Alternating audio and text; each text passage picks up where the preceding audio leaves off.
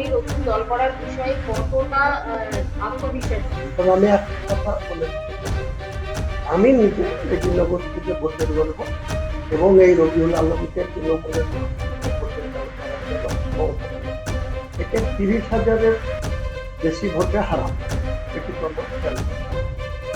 পরে আমি জানতে পারবেন বৃক্ষ তোমার নাম কি, ফলে পরিচয়, এই কথা বলে যখন আমি বেরিয়ে আসি, তারপরে সেই মিটিং এর অভ্যন্তরে কি হয়েছে সেই কথা বহরমপুর বাসিন্দা বলবে, আমাকে জাত তুলে কথা বলবে, আর এখানে লুটপাটের রাজনীতি করবে।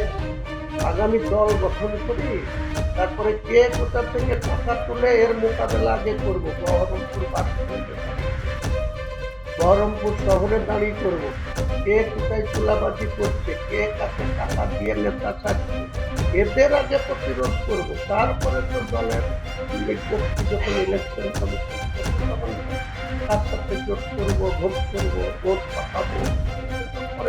মমতা ব্যানার্জি, অভিষেক ব্যানার্জি যদি আপনার